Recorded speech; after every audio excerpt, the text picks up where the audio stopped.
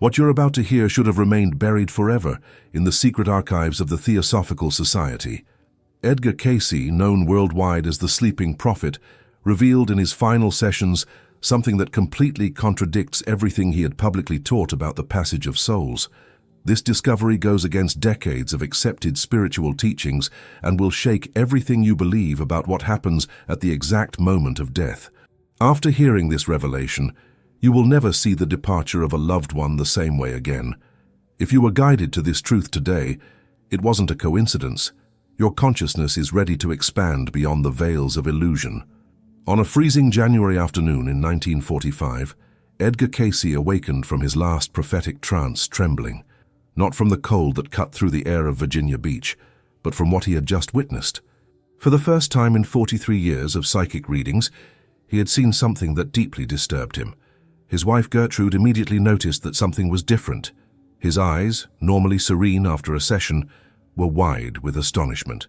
"They don't leave," whispered Cayce, still disoriented.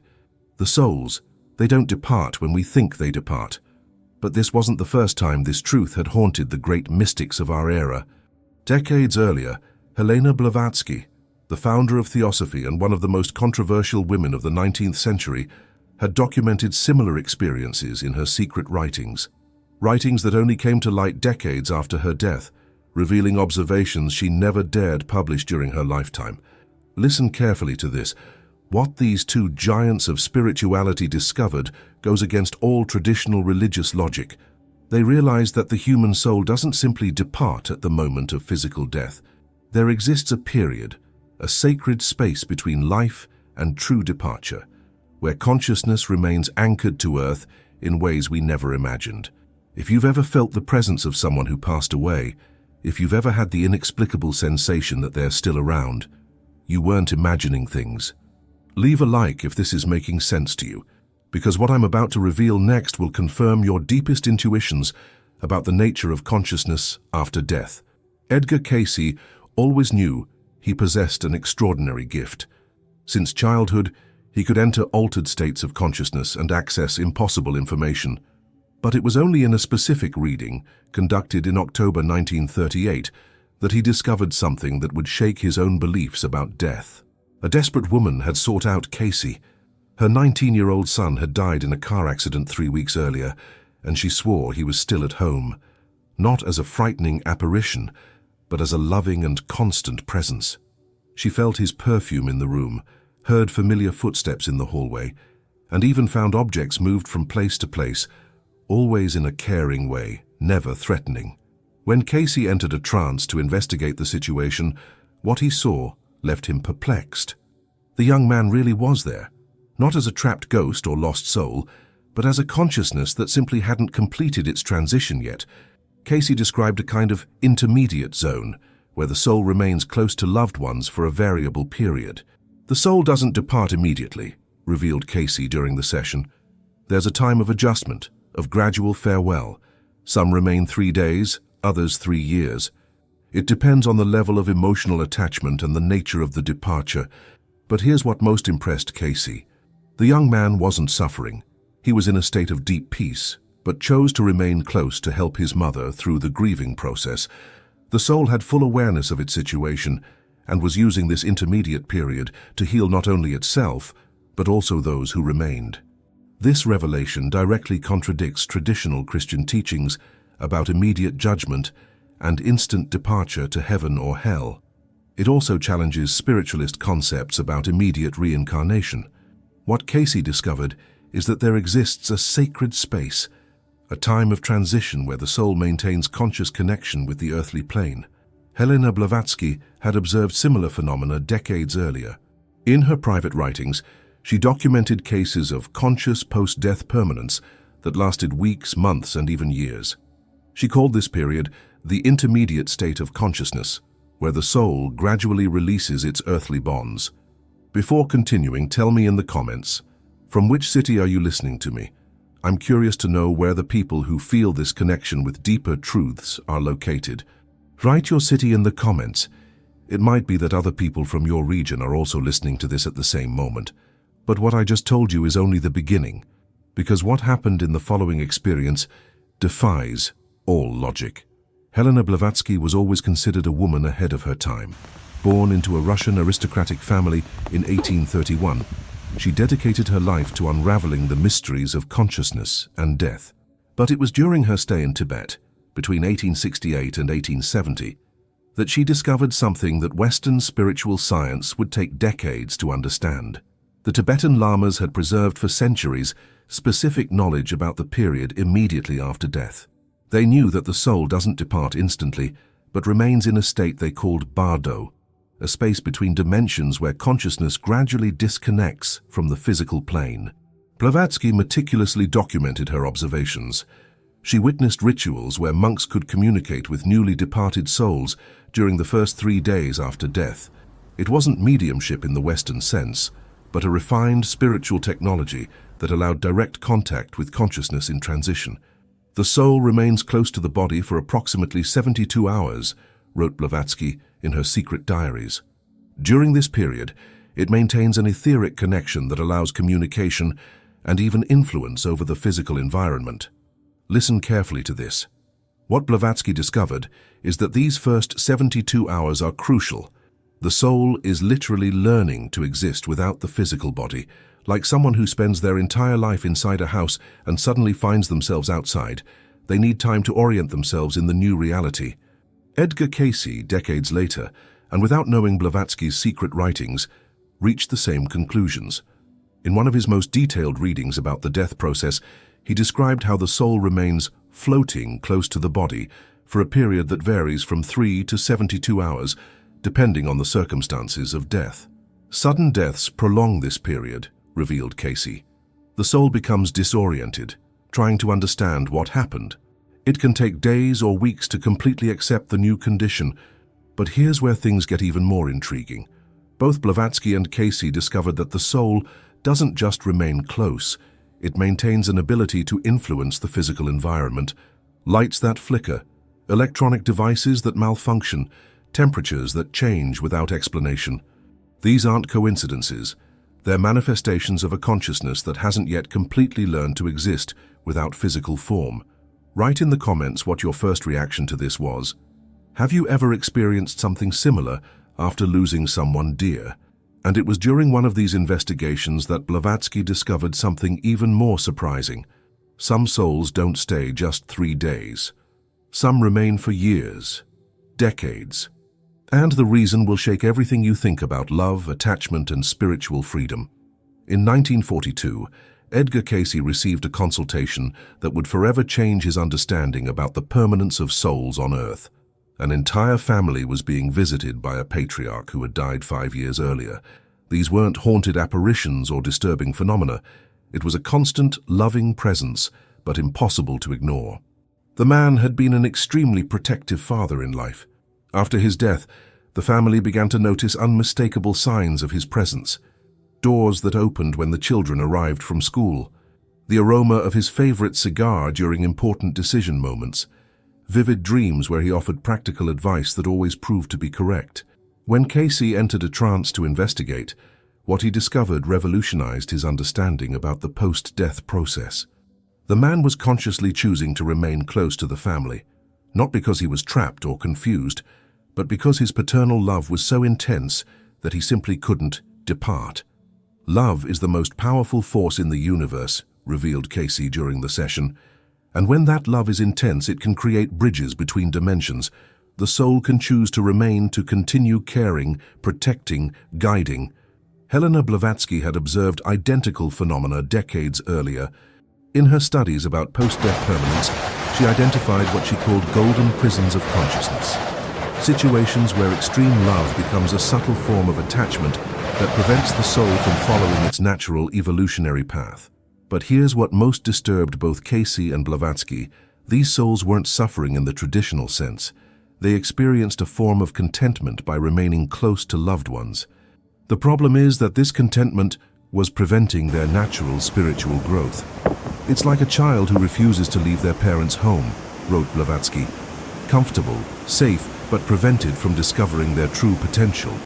Edgar Cayce made an even more impactful discovery. He realized that the very emotional energy of the living can influence how long the soul remains connected to Earth. Families who cannot let go, who desperately cling to the memory of the deceased, can inadvertently prolong this transition period. Excessive grief can become an energetic chain, warned Cayce. When the living cannot accept the departure, they create an emotional magnetic field that pulls the soul back. Share your own experience in the comments. Have you ever felt that the intensity of your grief could be influencing the presence of someone who passed away? And it was at that moment that Cayce realized he wasn't alone in that room during the reading. Something was watching, an ancient and wise presence that was about to reveal the deepest secret about the permanence of souls. What Edgar Cayce witnessed at that moment completely changed his perspective about life, death, and the nature of time. The presence he felt during the reading wasn't from the man who had remained 5 years close to the family. It was something much older, a consciousness that had remained connected to Earth for decades. During the trance, Cayce had a vision that left him speechless. He saw a soul that had died in 1863 during the American Civil War, a young soldier who had promised his wife that he would return home. When he died in battle, his soul, moved by that promise, remained literally waiting close to the place where he had promised to return. 79 years, murmured Cayce when he awakened from the trance. 79 years waiting to fulfill a promise. Helena Blavatsky had documented similar cases in her secret archives. Souls that remained trapped by unfulfilled promises, unresolved loves, unspoken words. She discovered that time for these consciousnesses doesn't flow linearly. What for us are decades, for them might seem like only moments of waiting. The soul exists outside linear time, wrote Blavatsky. A promise made with sufficient emotional intensity can create a temporal anchor that keeps consciousness connected to the earthly plane indefinitely. But what most shocked Cayce was discovering that this soul from 1863 wasn't alone. During the vision, he perceived an entire invisible population of souls that remained close to Earth for extraordinarily long periods, some for decades, others for centuries. Pay attention. What Cayce saw completely defies our understanding about the afterlife. There are souls that choose to remain not just to protect family members, but to fulfill specific missions, to wait for the right moment to reunite with soulmates, to finish spiritual work they consider incomplete. They're not lost, revealed Cayce. They're waiting, and some wait with a patience that only eternity can teach.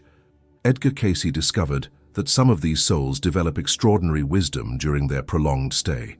They become invisible guides, helping other souls in transition, comforting the living during moments of crisis, subtly influencing events to create opportunities for healing and growth. Helena Blavatsky called these entities voluntary guardians. Souls that choose to remain at the threshold between worlds, to serve as bridges between the physical and spiritual. If you feel it's no coincidence that you're here listening to this, if you've always known intuitively that there's more happening around us than our eyes can see, comment "I feel it" below. But the greatest revelation was still to come, because what Edgar Cayce discovered about his own death, about the destiny that awaited his own soul, this you need to hear in the second part. What he saw about his post-death future will explain why some of us were chosen to receive this information, and what our true mission is in this life. Stay until the end, because the greatest secret is still to come. In 1944, 1 year before his own death, Edgar Cayce made a discovery that shook the foundations of organized spirituality.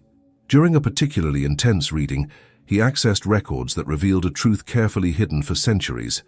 The religious institutions themselves knew about the prolonged permanence of souls, but chose to keep this information secret. When he opened that etheric document during the trance, the words he read changed everything. But what was written inside challenged 2,000 years of established Christian doctrine. They always knew, murmured Cayce upon awakening. The early church fathers, medieval mystics, theologians, they all knew that souls don't depart immediately, but this truth was deliberately suppressed. Helena Blavatsky had discovered similar evidence decades earlier. In her studies of ancient texts and lost manuscripts, she found consistent references to what early Christians called the period of sacred vigil, a time between physical death and the soul's true ascension. St. Paul knew, wrote Blavatsky in her private notes. When he spoke about being caught up to the third heaven, He was describing exactly this experience of conscious permanence between dimensions. But why was this information hidden? The answer Cayce discovered is disturbing. If people knew that souls remain close after death, it would radically change how we live, how we die, and how we process grief. Religious power structures would lose control over the fear of death and judgment. Fear of death is the most powerful tool of spiritual control, revealed Cayce. If people knew that death is just a gradual transition, that our loved ones continue close and conscious, the power of institutions over souls would be broken. Listen carefully to this.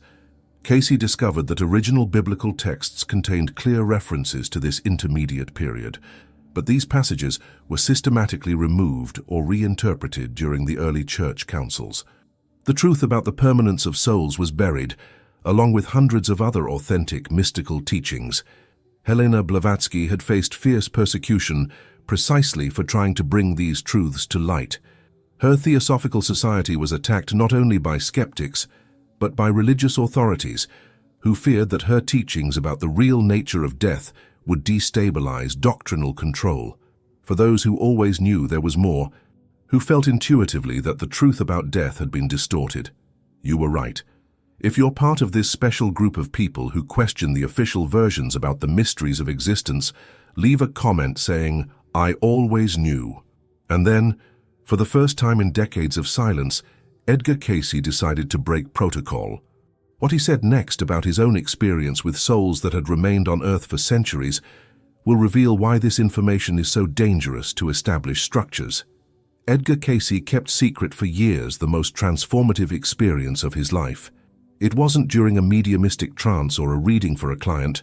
It was a December night in 1943, when he was personally visited by a soul that had remained on Earth for more than 400 years. Cayce was alone in his office, reviewing notes from his most recent sessions, when he felt a powerful presence manifest. It wasn't the subtle energy he normally perceived during trances. It was a full consciousness, vibrant, almost physical in its intensity. "I turned around and he was there," Cayce confessed years later to his wife Gertrude. A man dressed in clothes from another era. Deep eyes, full of a wisdom that only centuries of observation can bring. He spoke without moving his lips directly into my mind. The entity identified itself as an alchemist who had died in 1587, but instead of moving on to other dimensions, he had chosen to remain close to Earth to guide other truth-seekers through the centuries. He revealed to Cayce that there are thousands of souls like him, ancient consciousnesses that voluntarily remain as invisible guardians of humanity. "We are the living library of Earth," communicated the entity. "Each era produces some of us, souls that choose to stay to preserve knowledge, to guide, to protect spiritual secrets during the dark periods of human history." Helena Blavatsky had been contacted by similar entities during her youth in Tibet. She described these encounters as communions with the invisible brotherhood. Ancient souls that had transcended the need for reincarnation, but chose to remain close to Earth as spiritual mentors. "They taught me that physical death is just the first step of a very long ladder," wrote Blavatsky. "Some climb quickly, others choose to remain on the intermediate steps to help those still climbing." The alchemist revealed to Cayce something that deeply moved him. He said he had followed the sleeping prophet's work from the beginning, subtly influencing his readings, directing him toward the most important truths. Cayce wasn't channeling information from the void. He was being guided by a network of ancient consciousnesses that had chosen to remain active on Earth. "You are not an ordinary medium," said the entity. "You are a chosen spokesperson, and when your time comes, you will face the same choice we faced: depart or remain. Serve from the other side or continue serving from this side." Share your own experience in the comments. Have you ever felt the presence of ancient wisdom trying to communicate with you? Have you ever had insights that seemed to come from a source much deeper than your own mind? The conversation lasted all night, and when the sun rose, the entity made a final revelation that would forever change how Cayce saw his own mission. What he said about the destiny of souls in the period we're living in now, about a great planetary transition that's happening at this exact moment. This will connect all the dots you've been perceiving about the changes in our reality.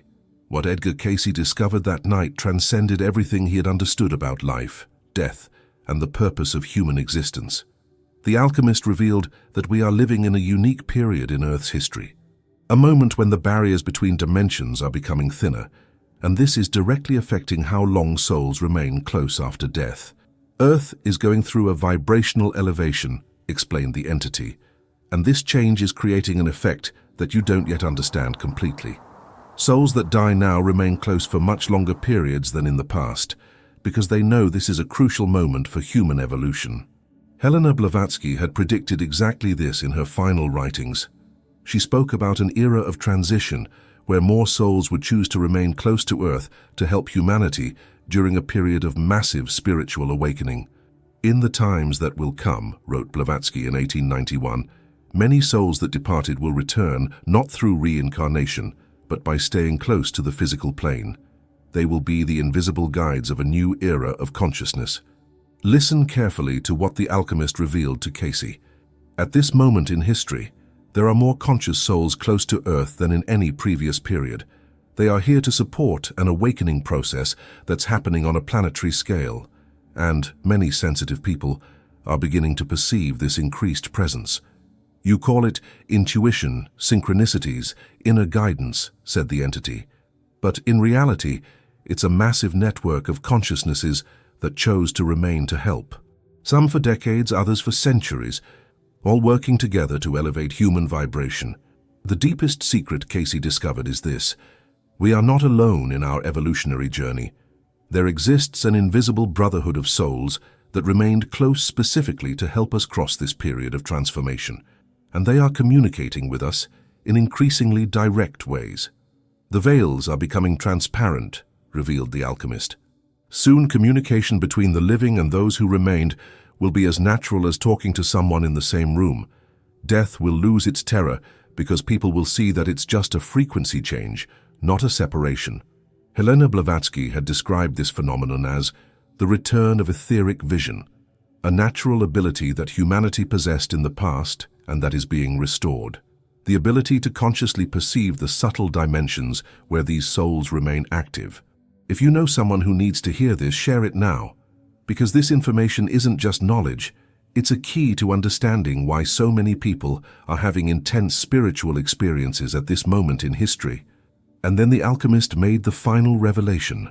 What he said about the specific role of people who are attracted to this information, about our real mission in this incarnation, will explain why you were guided to this truth today.